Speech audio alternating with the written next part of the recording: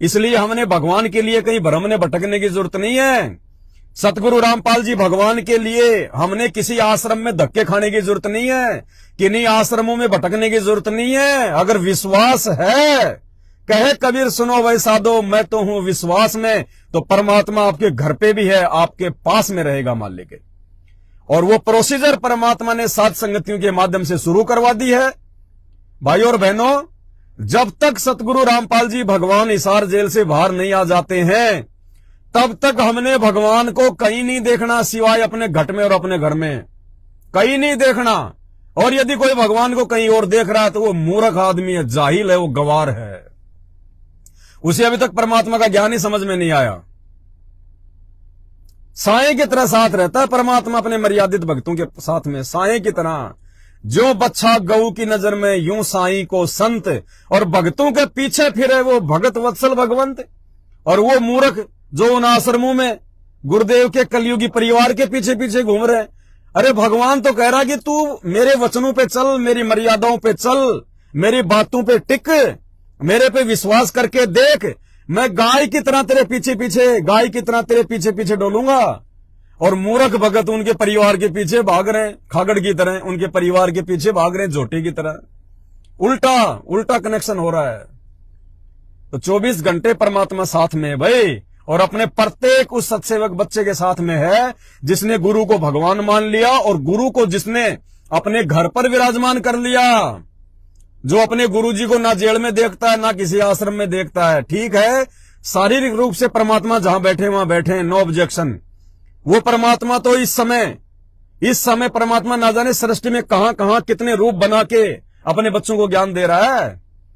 ये वर्तमान समय में वो परमात्मा सतलोक में भी बैठा हुआ है, सत्य पुरुष के रूप में, अगम लोक में अगम पुरुष के रूप में भी बैठा हुआ है सतगुरु रामपाल जी भगवान।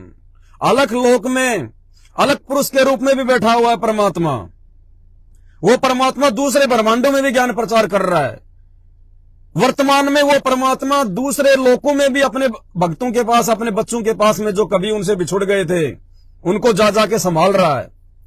वो परमात्मा वर्तमान में ना जाने अपने सैकड़ों भक्तों का किसी न किसी रूप में कोई साथ दे रहा है। वर्तमान में एक रूप में वो जेल में भी बैठा हुआ है, एक रूप में अपने सभी सत्सेवक बच्चों के घरों पे भी है परमात्मा, और एक रूप में परमात्मा पृथ्वी पे जितने भी जीव हैं सबके घट में बैठा है परमात्मा। आत्म रूप सबके घट में बैठा है परमात्मा। ये ना सोचना कि खाली जेल में बैठे हैं गुरुजी, उस गुरुजी के अनंत रूप है। अनंत अनंत कोटि कलाओं का परमात्मा है ये, अनंत कोटि कलाओं का परमात्मा है। तो भाई और बहनों, जिन चंद लोगों ने संत रामपाल जी की आड़ में, जैसे उनके परिवार वाले और ये कोऑर्डिनेटर, इन्होंने जो धर्म को धंधा बना रखा है, बेचारी भोली भोली आत्माओं को मूर्ख बना के, हमने उनके पीछे नहीं जाना, उनके पीछे नहीं डूबना। ये पिछली पीढ़ी का समय है। भगवान ने इतना ठोक के ज्ञान और शिक्षा इसीलिए दी है, किसी के झांसे में नहीं आना। अगर परमात्मा मान लिया अपने गुरु को, तो परमात्मा का कोई बेटा बेटी नहीं होता, परमात्मा की कोई पत्नी नहीं होती, कोई भाई नहीं होता, कोई परिवार नहीं, कोई रिश्तेदार नहीं।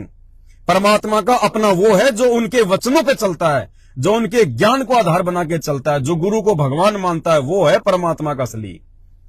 और आने वाले समय में बहुत बड़ा धोखा खाएगी ये संगत, जो आज उनके परिवार के पीछे अंधी होकर चल रही है।